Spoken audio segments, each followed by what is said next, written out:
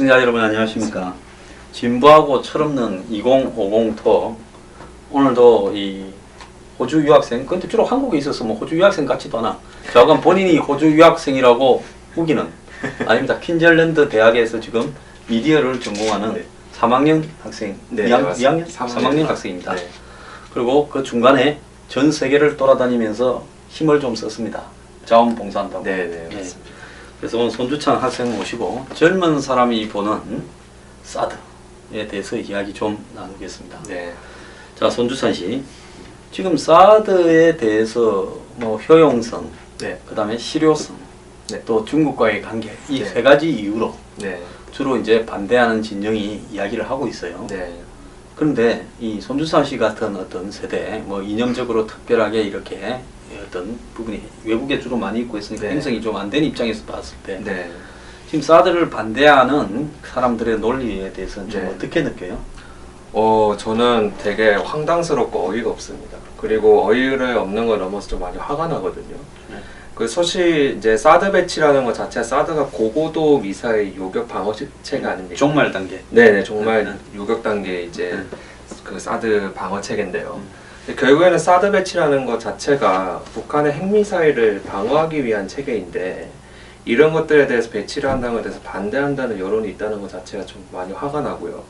그리고 이러한 반대 집회에서 또 뭐 경북 지방 경찰청장이 또 뭐 물병을 맞아서 피범벅이 되고 뭐 한교안 총리님께서 또 가로막혀 감금 거의 비슷하게 당하셔갖고 또 윗돌이 뭐 양복이 또 양복 털려서 또 뭐 거기 안에 들어있던 국가기밀이 들어있을 수 있는 뭐 핸드폰이나 또 수첩이 또 행방불명 됐다가 또 다시 4시간 만에 돌아와. 회수를 했다는 이런 얘기를 들으면 참 어이가 없고 화가 나죠.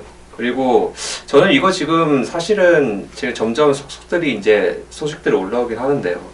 이 지금 사드 배치 반대라는 이런 이 반대 이 시위를 하시는 분들이 전문 또 종북 이런 선동꾼들이 많이 있다고 하더라고요. 그 뭐 요새 근래에는 또 뭐 모자 쓰신 묘령의 여자분이 또 뭐 남쪽이라 얘기를 하고 뭐 북한 핵을 또 옹호하는 발언도 저희 뭐 핵이라고 했다고 그래요. 네, 또 저희 핵이라 얘기를 하고 또 어떤 분은 또 뭐 이적 단체로 판명난 뭐 통화 진보당 뭐 비례대표 1순위로 돼서 뭐 국회의원도 하셨던 분도 이런 데 참여를 하셨다고 하시고, 근데 저는 그런 전문 이런 선동꾼 이외에 성주 이런 시민들이 과연 한국의 현 상황들에 대해서 많이 알고 계신가?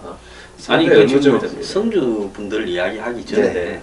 성주 분들은 그럴 수 있어요. 네. 그럴 수 있는데 이제 합법적인 틀 안에서만 그럴 수 네. 있었으면 좋겠고. 네네. 안 그러면 나중에 상처가 많이 남죠. 언젠가는 이 문제가 전리가 될 건데 그 네. 과정에서 네. 솔직히 말하면 성주에 땅 많이 가진 유지들은 재미를 좀 볼 줄 몰라도 그냥 막연한 순수한 성주 국민들 중에 이 부분에 나서서 마치 어떤 범법 행위를 하게 돼서 그것 때문에 나중에 또 이 법의 심판을 면하지 못해요. 저는 보면 대리기사 폭행 사건 때 그때까지만 해도 이 세월호 단체의 임원들이라는 분들은 한국에서 아무도 못 건드리는 그분들 같은 경우에 뭐 집회를 하면서 좀 탈법을 하고 집회를 하면서 좀 심하게 법을 지키지 않고 뭐 좀 이렇게 이 폭력 성향을 좀 보이더라도 다들 그냥 그분들은 건드리면 안 된다 놔뒀거든요. 그렇게 하니까 나중에 어떤 일이 발생했습니까? 아무 그냥 예꾸전 대리기사를 패가지고 사법 처리가 됐지 않습니까? 네. 그러니까 이런 문제에서 절대로 한마디로 감당할 수 있는 분노만큼만 표현해야 돼요. 이제 성주 분들의 문제나 종북 세력의 문제들은 저는 두 번째 문제라고 봅니다. 하나 냉정하게 봐야 될 부분은 젊은 사람들의 대다수가요. 사드 배치할 돈 있으면 뭐 복지에나 쓰든지 뭐 청년 실업에나 쓰지 이런 이야기를 하고 있습니다. 자, 여기서 보면 사드 배치하는데 우리 걸로 사는 거 아니잖아요. 네네. 그리고 우리가 더 사게 될 거다 하는 것도 더 사게 될지 안 사게 될지 봐야지요. 네. 내년에 정권 교체되면 아마 있는 사드도 나가라 할 거니까 네. 더 살 일 없을 거고 네. 뭐 보수 정권으로 연장이 된다 하더라도 사드를 돈 주고 사온다는 이야기를 한마디로 나는 잘 못할 거라고 봅니다. 네.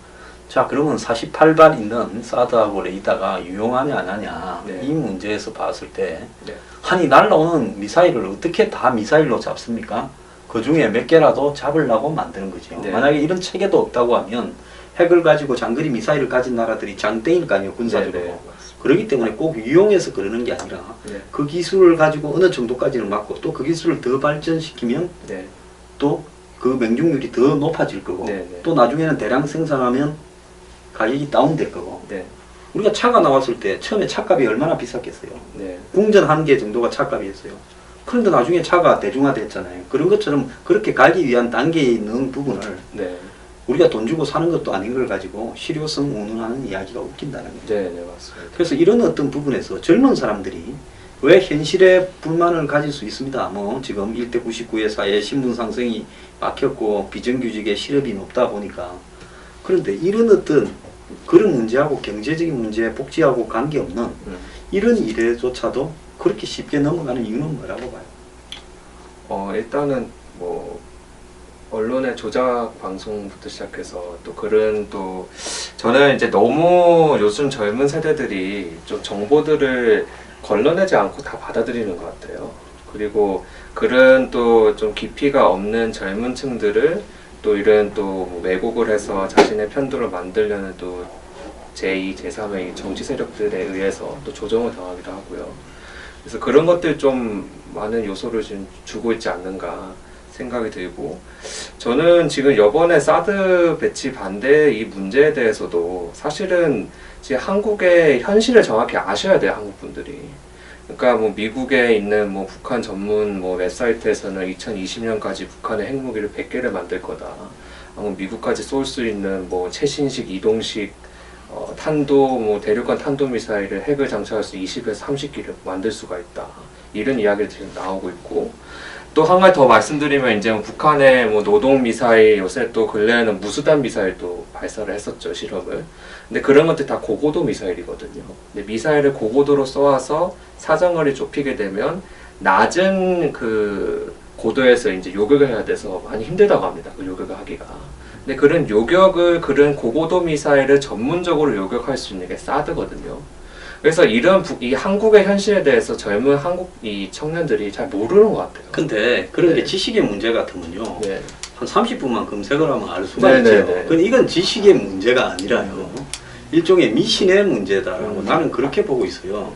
지식의 문제에 관계되는 영역은 그 부분을 갖다가 반대하는 이야기, 찬성하는 이야기를 다 이렇게 뽑아보면 알 수 있는데 미신의 영역에 가게 되면 거기에 아무리 과학이나 진실을 갖다 대봤자 불신을 한다는 겁니다. 네네. 불신. 영화 곡성이 그 불신에 관한 영화 아니에요. 네네. 마찬가지로 사드 문제도 한국에는 곡성이 되어가고 있는 거라고 나는 보고 있어요. 그렇기 때문에 이런 불신의 영역에 되어 가버리면 그거는 일종의 미신이 되어버리고 미신이나 사이비 종교의 영역까지 가게 되면 답이 없다라는 건데 네.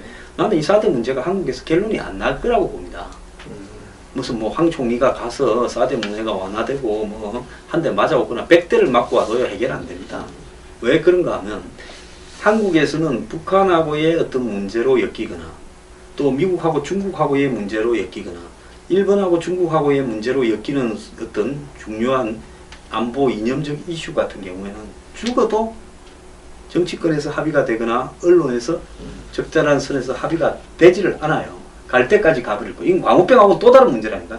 광우병은 처음부터 그 위험이 이 과장되어서 마치 그걸 사람이 먹으면 죽을 것처럼 미국 쇠고기를 먹으면 그리고 미국 쇠고기는 전부 위험한 것처럼 선동을 했지만은 그런데 그거는 이미 과학적으로 있고 또 광우병이 소라는 것이 이념이 있는 문제는 아니잖아요. 네. 근데 사드라는 이거는 한국의 종북 친북 좌파 세력들이 한마디로 죽었다 깨어나도 용인을 할 수 없다라는 본질적인 생존적 이해관계를 가지고 있습니다. 만약에 통진당이 해상돼도 친북하고 종북은 남아서 무슨 민중 뭐 통합당이니 민중연합당이니 흑수저당이니 뭐 노동자당이니 농민당이니 존재가 되지만은 네.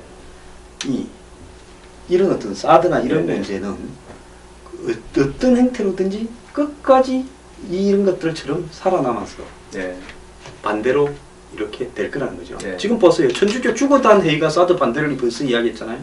어떻게 생각해요? 본인도 종교 신심이 있잖아. 그쪽은 이미 답이 없죠. 아니 네.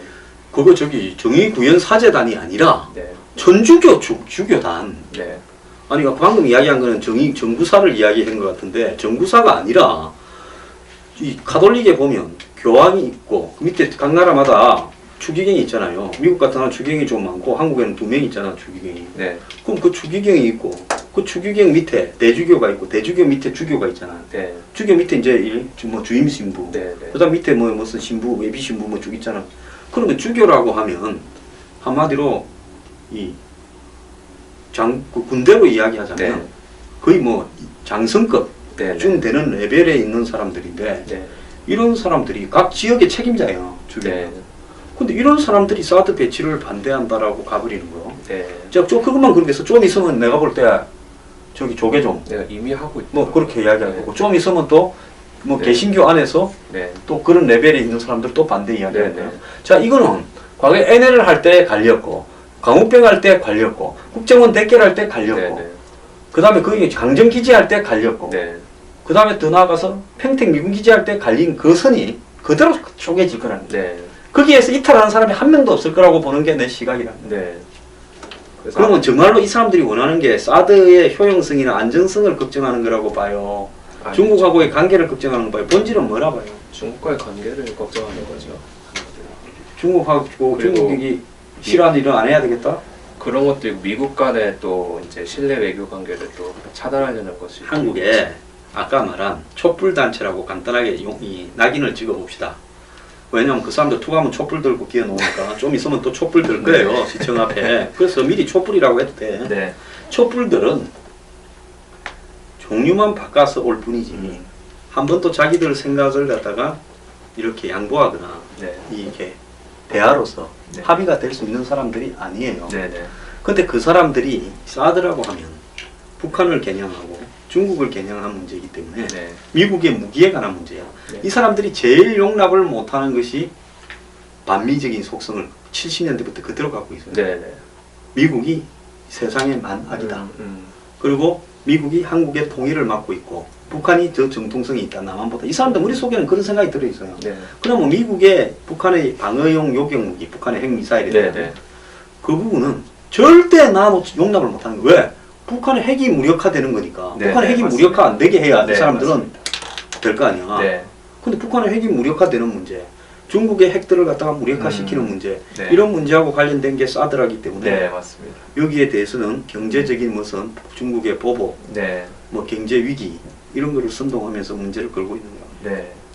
저 아까 전에 그 전문 선동꾼이라 얘기했던 게 황소가 말씀하신 대로 이진 선동꾼들이 아까 주기장차 뭐 메가더 장군 뭐 동상을 철거하는 뭐 이런 사람 뭐 또 민노총에서 뭐 그 농민 여성 운동을 뭐 데모 같은 사람들이 NL계 계통이 계속적으로 이제 사드까지 이제 쭉 내려오는 거거든요. 그러니까 평택 미군 기지를 할 때 그 미군 기지 반대한다고 네. 대추리에 맞습니다. 군인이 지키는 데를 이 사람들이 반대꾼들이 평택에 그 벌판까지 내려가서 얼마나 반대를 했어요. 근데 정부가 그걸 갖다가 제대로 통제하지 않고 한동안에 방치를 했고 네.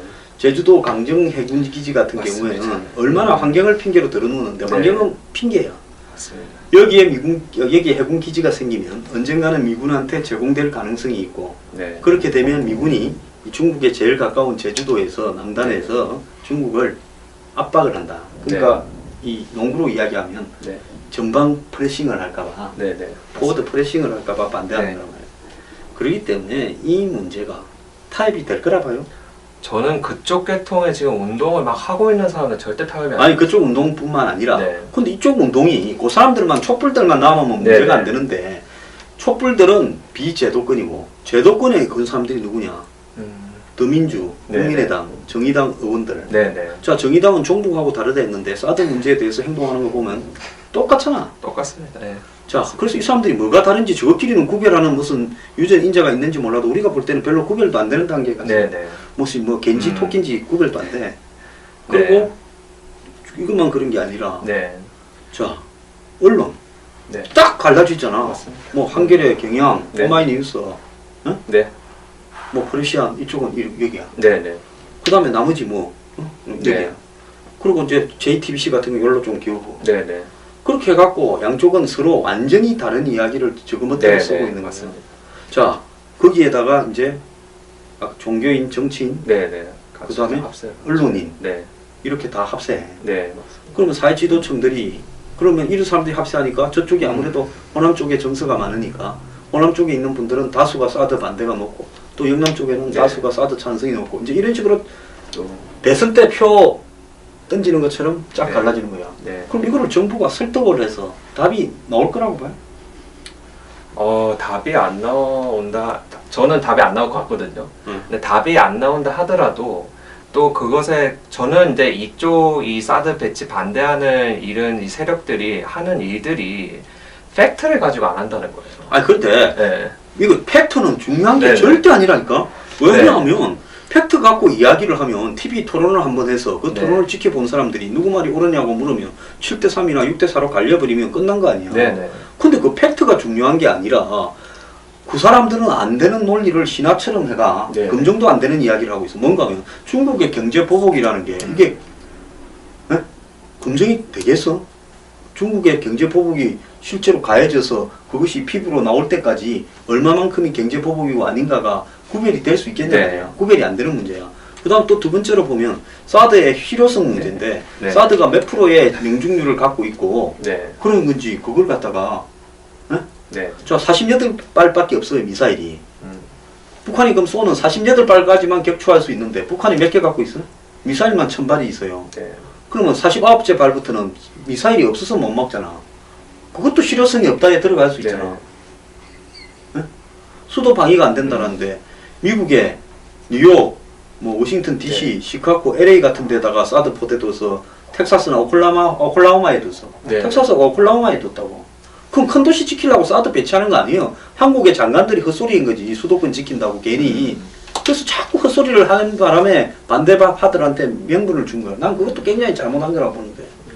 그러면 이거를 갖다가 따지고 무슨 지금 오늘 가서 0.007 나왔어.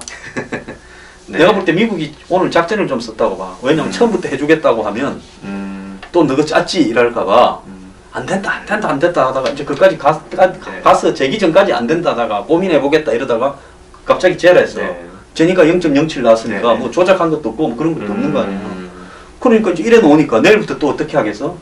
그거는 다르다. 바다로 향하고 있는데 벌써 그러잖아. 성주는 1.5km 앞에가 도시다. 아니 성주읍을 도시로 하는 사람 처음 봤어요. 성주 국민이 45,000명인데 성주읍에 몇 명 살겠어? 그 도시라고 있다고. 대도시가 있는 것처럼 이야기를 해. 자, 그러면 또 말 안 하는 거 있어. 불리한게는 죽어도 이야기하네. 고암은 평지야. 거기는 성주에서는 사드 네. 포대가 400m야. 그럼 400에서 5도 위로 쏘는 거고 평지에서 5도 위로 쏘는 거고 어느 게 더 안전하겠어? 응? 한국이 훨씬 성주가 훨씬 안전하지. 그런 네, 이야기는 그렇죠. 또 죽어도 안 해. 그렇기 때문에 이게 말로 해가지고 설득을 해가지고 논리로서 가능한 문제라고 생각해. 그러니까 저는 이제 제가 말씀드리고 싶은 거는 그런 것들에 선동당하고 있는 국민들이 있기 때문에 그런 팩트에 대해서 정부 차원에서 정확하게 얘기를 해줘야 된다는 거예요. 그러니까 이때 동안 지금 사드 배치가 되기 지금 결정되기 전까지도 계속 뭐 외교부나 국방부에서 한다 안 한다 뭐 또 미국에서는 또 정부 측에서는 한다 했는데 또 한국에서는 논의된 적이 없다 이런 식으로 계속적으로 국민들에게 정확한 정보를 안 주고 또 사드 배치에 대한 유효성들과 왜 이걸 해야 되는지 정확하게 정보를 안 주니까 지금 뭐 아까 말씀드렸던 방송에 말씀하셨던 이런 이 절대 변화될 수 없는 이 세력들이 거짓 정보를 엄청나게 꾸며서 사람들을 선동하는데도 사람 속는다는 거예요. 그래서 이런 것들 그러면 이제 네. 공식화 시킨 이후에 네. 지난 주말부터 온갖 네. 정보들이 이제 장소까지 발표났어요. 네. 온갖 정보들이 쏟아져서 나올 거란 말이에요. 네, 네. 이제 괌까지 가서 쟀어. 그럼 앞으로 한 달쯤 후에는 네. 사드에 대해서 과학적인 논란으로 합리적으로 대응을 하고 있을까? 네. 안 그러면 더 비합리적으로 미신이 더 심해져 갈까? 아, 저는 미신은 더 심해지겠죠. 근데 저는 정부가 그래서 강하게 밀어붙여야 된다고 생각하거든요. 이거는 뭐 동의를 하고 얻고 이런 문제가 아니라 이거는 안보에 관련된 문제이기 때문에 정부 측에서 국민이 어떤 반대를 하고 선동을 당한다 하더라도 밀고 나가야 될 문제는 무조건 밀고 나가야 돼요. 공항이나 역은 우리 동네 오라고 하고 서로가 네, 핀비로 맞습니다. 네. 그 다음에 사드나 화력발전소나 원자력발전소는 죽어도 우리 동네 맞습니다. 오지 마라고 하는 게 부동산 신화에 사는 한국 사람들의 네, 네, 스타일 맞습니다. 아니에요? 네, 맞습니다. 나는 솔직히 말하면 네. 이 한국인들이 민주주의를 할 자격이 정말 좀 부족한 부분이 있는 게 아닌가 이런 네. 생각을 한다. 네. 왜냐하면 공동체 사회에 살아가다 보면 손해를 보는 사람과 이익을 보는 사람의 네. 경계가 명확하게 엇갈리지. 미국의 네바다주에 보면 라스베가스가 있지만 또 한편으로는 사막 지역이기 때문에 미군의 중요한 핵시설이나 이런 게 네바다주에 굉장히 많이 네, 있어요. 네. 그래서 뭐 외계인이 있다라는 그 에리아 51인가도 네바다 주인가 그 안에 있다잖아. 그러면 같은 사막인데 저기는 천국이고 여기는 지옥이야. 그렇다고 왜 지옥에 산다고 해서 그 사람들이 와 우리는 지옥에 살고 저 라스베가스는 천국이냐고 안 따진다고. 네. 좀 한번 봐. 저 파주니 근처에 한번 가봐. 농사지로 지 땅에 들어가는데도 허가 받아가 들어가야 네, 되고 매일 들락거려야 돼. 네. 거기에 땅값이 어디 있어? 그 경계에서는 연천, 파주. 네, 네. 어? 그럼 그 사람들은 또 뭔 잘못이 있어 그런 거야. 맞습니다. 그러니까 좋은 거는 전부 끌고 오고 돈은 다 끌고 올라 그러고 싫은 거는 죽어도 못 받겠다고 하면서 온갖 걸 해대는데 네. 여기에 나서서 새누리당 국회의원들까지 야당까지 전부 저짓을 해대는데 이런 부분들이 네. 이 지금 이해관계 원전이나 화력발전소나 이런 거는 이해관계야. 네. 그것도 전부 나중에 돈 얼마씩 줄게 하면 다 끌고 와요. 심지어 원전 폐기물까지 경주도 끌고 왔어. 네.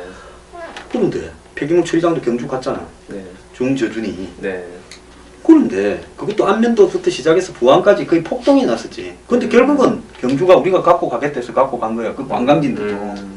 그래갖고 경주에 그 땅을 파가지고 거기에 원전 폐기물 저장소를 만드는데 하다 보니까 물이 새고 공사가 늦어지고 하니까 주민들이 또 못 받겠다고 난리났는데 그것도 또 요즘 잠잠해졌어. 뭘 더 주기로 좀 했는지 어쨌는지 모르겠어요. 그러면 지금 성주 참외 몽땅 다 사주라. 몽땅 다 사주면 조용할 것 같아 안 할 것 같아? 안 하죠. 계속 하겠죠. 아니 1년에 그냥 성주 참외는 정부가 사가지고 군인들로 보고 하루 3끼를 그냥 참외만 먹게 하면 세월호도 지금 절대 안 끝나고 있잖아요. 네? 세월호도 똑같잖아요. 아니 성주 사람들이야. 네. 참외 다 팔아주고 성주 수박 참외를 갖다가 정부에서 다 팔았어. 네네. 그냥 그렇게만 하면 어느 순간에는 좀 조용안해지겠어? 돈이 또 지어지면 그럴 수 있죠. 근데 이게 성주의 문제겠냐는 이야기야 내가 네, 봤을 네. 때. 솔직히 화력발전소가 얼마 전에 보면 꿀뚝에서 쇳가루가 떨어져가지고 네. 화력발전소 거기 오염 물질이 보통 그 타랑 시설을 한다 해도 그 주변이 엉망이 된 거야. 네. 그 미세먼지 원인이기도 하고. 근데 그걸 감안해. 박원순이가 지금 당산 그 뭐야 저기 우리 저기 뭐 당인리 네. 화력발전소를 땅 밑에 파갖고 지하 화력발전소를 짓고 있어. 네. 아무도 말 안 했어. 내가 한 3년 전에 몇 번 떠들었지. 네. 그거 말하는 사람 아무도 없어. 사드가 더 위험하냐? 박원순의 당인리 지하 화력발전 세계에서 지하에 한강 옆에 네. 한강 옆에 땅을 갖다가 몇십 메다를 파면 네. 한강에서 물이 들어가. 네. 여기의 핵심은 방수야. 이 방수는 어마어마한 고난이도에 한마디로 미군의 해적 기지 방수 정도를 해야 된다. 네. 내가 미군에 물어봤어. 그 다음에 화력발전소라는 게 열이 오는데 5m로 덮어. 땅 밑으로 파가지고 5m 덮개를 덮어.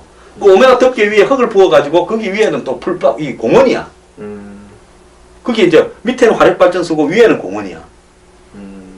그러면 거기 덮개가 덮여있는 화력발전소가 열로 끌어오르다가 어느 순간에 그 화력발전소에서 만약에 사고가 한번 나면 뻥 터져버리면서 그 옆에 상수동, 연남동, 홍대 앞에 일대가 그야말로 저 화산대 폭발처럼 될 건데 그 LNG 발전소 아니야. 네.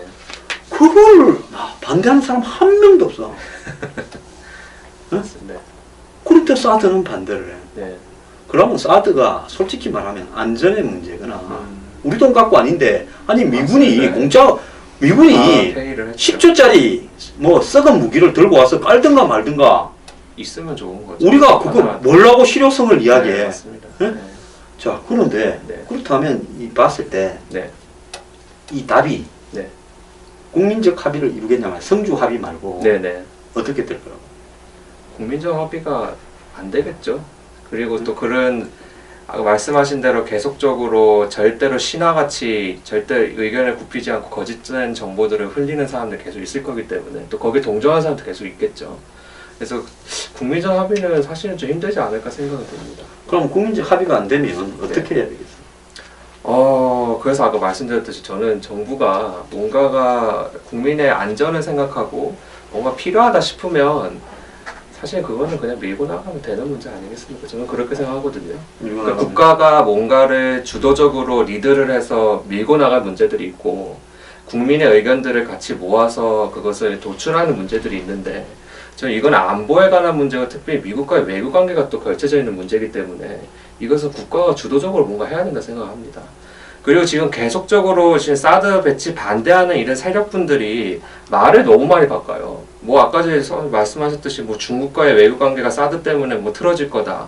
뭐 중점적으로 뭐 사드가 뭐 중국의 주요 군사 뭐 시설을 감시할 수 있다 얘기를 했었었고, 뭐 대륙간 중국의 대륙간 탄도미사일을 또 맞출 수가 있다 얘기를 했는데 이것도 다 거짓말로 밝혀졌거든요. 이런 것들을 계속적으로 지어내고 또 거짓을 밝혀지고 지어내고 거짓을 밝혀지고 그걸 계속 밀리다가 전자파로 이제 하나 승기를 잡은 거예요. 근데 전자파도 점점 까면 깔수록 이게 거짓이라는 게 밝혀지고 있거든요. 그래서 이런 것들을 저는 어느 누군가는 끊임없이 정말 집요하게 무슨 그 들개처럼 하나 물으면 끝까지 거짓을 또 파헤치는 사람도 필요하다 생각하고요. 그 다음에 정부 관료들은 그런 사람들의 의견을 같이 조합을 하고 또 강하게 밀고 나가야 된다 생각합니다. 근데 요즘 정치권들이 총장님께서 계속 열을 막 받아하시는 것들이 보면 여당이나 야당이나 똑같은 의견을 내고 있고, 여당에서 분명히 저는 이 사드 문제에 대해서 강하게 얘기를 해야 돼요. 국민들한테도 대담화를 하고 이런 부분에 대해서 우리 사드가 왜 필요한지, 정부가 왜 이런 것들 지금 하고 있는지, 아까 제가 말씀드렸던 북한의 지금 현 상황이 어떤지 이런 것들을 공공연하게 얘기를 해야 되는데 그런 거 얘기를 아무도 안 하고 있으니까 지금 네. 정부의 장관이나 또 총리나 네. 이번에 가서 하는 거 보면 네네. 나는 처음부터 뭐 누구는 맞아서 판을 네. 뒤집으려고 공작적 차원에서 내려갔다 했는데, 공작적 차원에서 내려갔으면 우리 편한테라도 물병 하나 쥐어줘서 한 대 맞아서 상황을 끝내야지. 근데 뭔 저렇게 찌질하게 6시간 반 네. 갇혀 있다가 오줌은 어떻게 놓는지 궁금해. 네, 저도 그렇게 찌질하게 도망을 가다가 네. 그런 일들을 뭐 충돌했니 안 했니 네. 소리까지 듣고 그러게. 그러니까 내가 봤을 때 이 정권이 나는 보수의 가장 큰 문제가 뭔가 하면 전반적으로 이 독립적이고 자생적으로 생각을 창의적으로 하는 사람들이 거의 없다는 거예요. 관료 중에도 없고 보수 세력에도 드물다는 거예요. 그러다 보니까 이런 사태가 나게 되면 상투적으로 찬반 논리를 갖다가 앵무새처럼 이렇게 맞습니다. 반복을 해서 저쪽을 갖다가 완전히 창의적이고 이렇게 벤칙을 갖다가 좀 구사하면서 이렇게 정부가 놓을 거라 생각했는데 전혀 다르게 놓으면서 네네. 저쪽 사람들을 궁지에 몰아서 네네. 논리적으로 제압을 해버리는 그런 부분들을 갖다가 기획해낼 또 의지나 역량이 안 된다고. 네네. 자, 윤병수 장관은 뭐 졸고 있고 장군 맞추고 다니고 있고, 한민구 장관은 가가지고 이야기하면서 온 전국에 있는 미사일 포대 이야기를 그 성주 시민들한테 뭐라고 이야기해?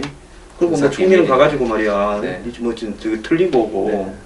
그래서 어이가 없습니다. 예? 네, 저도 어이가 없습니다. 자, 그렇다면 젊은 사람들한테 네. 이런 어떤 이 헛소동, 네. 난 헛소동이라고 봐요. 네, 맞습니다. 이런 거짓 헛소동에 선동. 대해서 어떻게 이 세상을 바라보는 시각을 가져야 되겠냐, 좀 충고 좀 하겠습니다. 저는 자신들이 무언가를 지지해야 될 세력들의 열매를 좀 봐야 된다 생각을 해요. 그러니까 사드 배치 지금 반대하는 이런 무리들이 하는 제의들이 계속 거짓된 것들이 밝혀지고 있고, 그런 열매들을 맺고 있으면 그 사람들이 결국엔 따를 사람인지 아닌지를 판단해야 되거든요. 저는 요새 정보를 뭐 다양하게 습득해야 한다 그런 시대가 아니라고 생각해요. 너무나 다양하게 잡종적으로 많이 받아들이다 보니까 그거를 구별할 수 없는 시각이 없어지는 거예요. 그렇다면 젊은이들이, 저는 이제 막 자기 잘났다 생각하지 말고 정말로 자기들의 사상과 생각들을 이끌어줄 수 있는 또 리더를 찾아야 되고, 근데 그 리더를 결정할 때는 자기네들이 이익에 결정돼서 포퓰리즘적인 정책이나 이런 것들에 사실 이익에 반하는 것들이 아니라 정말로 국민을 생각하고 무언가 나라의 국가의 발전을 이룩할 수 있는데 정확한 비전을 제시할 수 있는 사람들을 따라야 된다 생각하거든요. 그래서 그런 좀 이제 절제력도 필요하고 그런 좀 이게 판단력도 필요하다 생각합니다. 나는 이제 이 문제에서 가장 문제가 되는 부분은 네. 어디에 있는가 하면 네, 젊은 사람들이 현실이 고달파. 네, 출구가 없어. 네. 그러니까 당연히 그것도, 이 네, 사회 불만을 가질 네. 수밖에 없고, 특히 그 불만들을 네, 지금 집권에 있는, 한때 보면 야당이 집권할 때 네, 젊은 층이 보수화됐대서 네, 왜 20대가 그건 야당이 집권하고 있었으니까. 네. 근데 지금에서는 여당이 보수 세력이 집권하고 있으니까 네. 젊은 세력은 그 분노를 집권하고 있는 쪽에다가 무조건 맞춘단 말이에요. 네. 그러면 이 사람들은 그 분노가 합리적인지 논리적으로 맞는지를 생각하기보다는 네. 무조건 보기 싫다. 한번 보라고. 댓글을 한번 보라고. 네, 사드에 맞습니다. 관해서. 네, 맞습니다. 거의 닭이잖아. 네, 네. 양계장이야, 양계장. 네, 네, 네, 맞습니다. 어? 닭이 뭐 밑에 있는 애들이 뭐 뻔하지. 네, 네. 다 닭대가리 아니냐부터 시작을 해서. 네, 네. 그래서 그냥 닭이야. 자, 대통령을 닭이라고 부르는 건 자유예요. 대통령이 언제부터 조류가 됐는지 모르지만은. 그런데 대통령을 닭이라고 부르면서 네. 그러면 대통령이 잘못하는 게 있지. 나도 대통령이 잘못하는 게 많다고 봐. 네네. 그렇지만은 닭이라고 부르기 이전에 무엇이 옳고 그른가 하는 네. 부분들을 갖다가 본인들이 성찰을. 예를 들어서 좀 한번 이 내 마음을 네. 중립에 놓고 들어보고 네. 판단해야 되는데 그게 아니라 어떠한 이 반대하는 논리가 자기는 지금 현실이 싫어. 그럼 나는 반대하는 논리에 눈이 돌아가. 네. 그럼 그걸 습득을 해. 그 순간부터는 네. 뭘 이야기를 해도 안 믿는 거야. 네. 맞습니다. 그러면 그때부터는 나머지는 영불이야. 니는 지스라. 네. 나는 내 갈 길 간다. 네. 마이웨이. 그러면서 점점 그걸 갖다가 더 심하게 욕을 하고 심하게 비판을 하고 하는 쪽으로 간다고. 그래서 이런 부분이 형성되는 과정들을 바라보면 한국 사회가 중간쯤 되는 지성에서 이번 사드 과정에서 정부가 잘못한 거는 이런 거고 이런 네, 거다. 네. 정부가 왜 미국하고 중국 사이에 왔다리 갔다리 하다가 네, 네, 맞습니다. 사드를 갖다가 저렇게 배치하는 과정에서 국민들 앞에 솔직하게 필요성을 이야기하고 전공법으로 이야기하고 위치도 어디가 후보인데 네. 지금부터 그 어디가 후보지가 더 적합한지 네. 한번 채점을 하겠다. 그렇게 해서 어디라고 발표하고 그 비판이 나오는 수용을 하겠다 하면서 양해해달라, 네. 협의하자 정부하고 이렇게 네. 가는 게 아니라 자 보라고 어디 할 것처럼 했다가 맞습니다. 또 어디 할 것처럼 했다가 이렇게 돌리면서 간을 보잖아요. 네. 네. 그리고 얼마나 대중 동원 능력이 있는가 보고 좀 네. 약한 데다가 하겠다. 숫자가 일단 제일 작은 데 하겠다. 나 굉장히 잘못했다고. 네. 네. 지금 딱 보면 성주시가 45,000명밖에 안 되기 때문에 딴 데는 10만 명이 넘으니까 적은 데다가 인구 적은 데다가 해야 휴유증이 더 적겠다. 이런 생각을 했다거나 뭐 성주가 군세가 약하기 때문에 했다거나 이렇게 비춰지니까 국민들이 저렇게 흥분하는 거 아니겠어요? 네. 그렇기 때문에 특히 중국하고의 문제는 중국하고의 문제가 사드 때문에 흐트러져서는 안 된다라고 우리는 사드 배치하는 것은 우리의 역할이고 중국이 관여할 부분이 아니다라고 처음부터 딱 잘라서 당당하게 이야기했으면 네. 됩니다. 네. 사드와 관련해서 어디까지 이야기했는지 어디에 배치할 건지 그 다음에 언제 할 건지를 전부 확인 안 하고 아는 바 없다고 하다가 이렇게 한 거 아니에요. 그러면서 지금 나오는 모습들을 보면 한마디로 정부가 이 비판의 어떤 이 비판을 네. 자초한 측면도 네, 크다고 맞습니다. 봅니다. 자, 오늘 그러면 마지막으로 이 진실에 관한 논란들을 네. 어떻게 정리해 가는 것이 이 젊은 사람들에게 더 어떤 객관적인 자료가 될 거라고 한번 생각하는지 이야기를 좀 해보시죠. 사드. 네, 사드. 네. 사드 문제에 대해서. 네. 일단은 저는 그 젊은 분들이 우리나라의 우방국이 누굴까에 대해서 먼저 좀 기준을 세워줘야 될 것 같아요. 그러니까 과연 중국을 선택할 건가, 미국을 선택할 건가, 이 기로에 참 서는 것 같거든요. 근데 그런 문제에 대해서 네, 양자택일을 해서는 되냐? 둘 다 잘 지내야지. 또 이런 이야기로. 네, 그런 이야기가 빠질 수가 있어서 그런 면에서 이제 젊은이들 선택해야 된다고 생각합니다. 그러니까 저는 우방국의 기준이 이렇거든요. 그러니까 경제적인 우방국은 언제든지 자신들의 이익에 따라서 적군이 될 수도 있고 아군이 될 수도 있습니다. 그런데 진정한 우방국을 한다면 특별히 안보에 관한 문제에 대해서는 희생할 줄 알아야 돼요. 자신들의 동맹국을 위해서. 근데 지금 사드 배치 아까 한번 말씀하셨듯이 저희가 돈 내는 거 하나도 없습니다. 이런 것들을 하나를 보더라도 또 역사적으로 봐야 되겠죠. 저는 젊은이들 분들한테 역사를 보고 지금의 현실도 분명히 구별해야 된다 생각합니다. 6.25 전쟁 때도 우리의 도움군이 어딥니까? 미군입니다.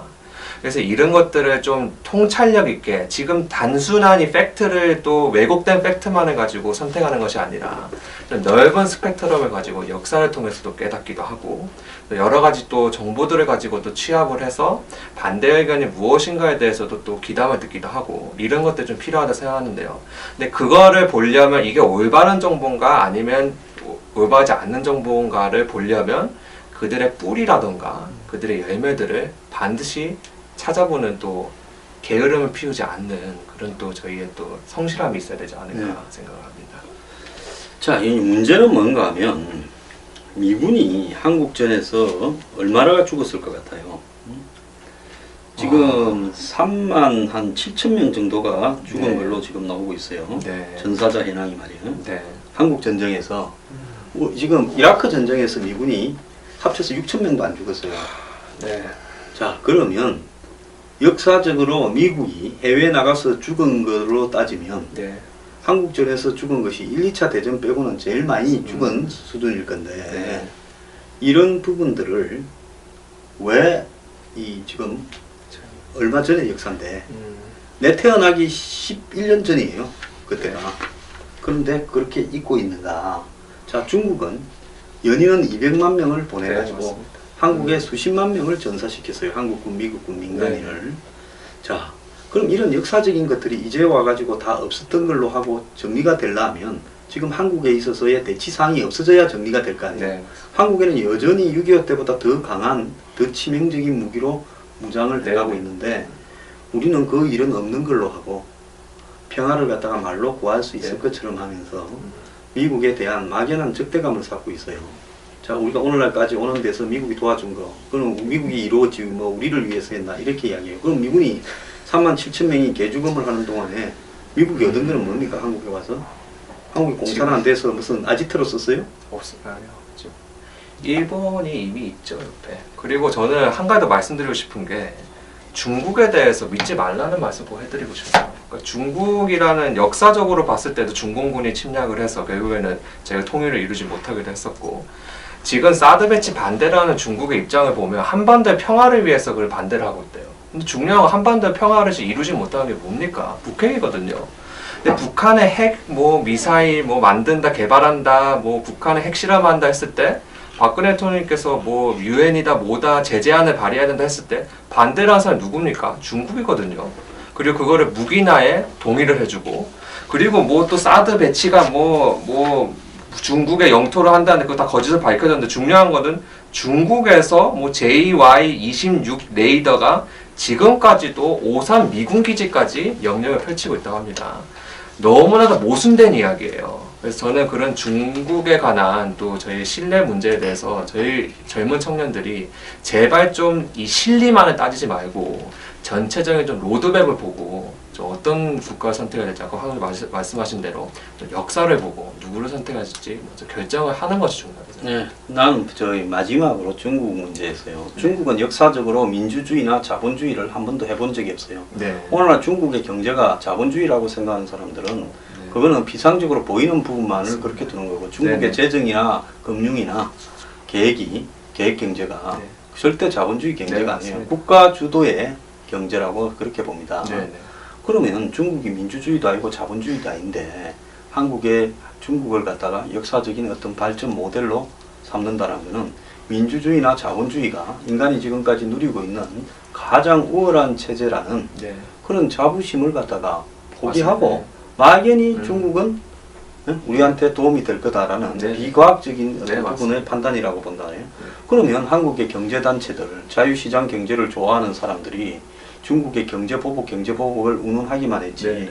중국이 과연 자유주의냐 민주주의냐 네, 자본주의냐 아무것도 아니에요. 네. 이 세 개 중에 해당되는 데가 없는 체제란 말이에요.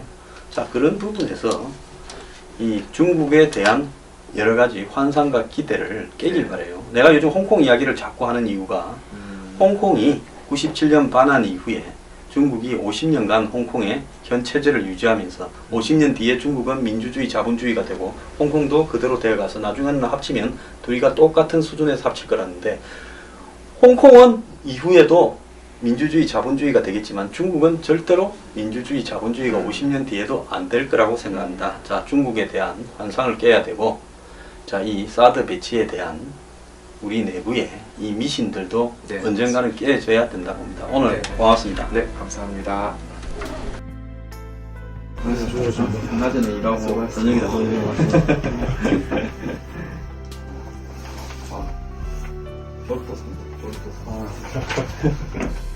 눈이 뻘뻘해서. 수고했습니다. 수고하셨습니다.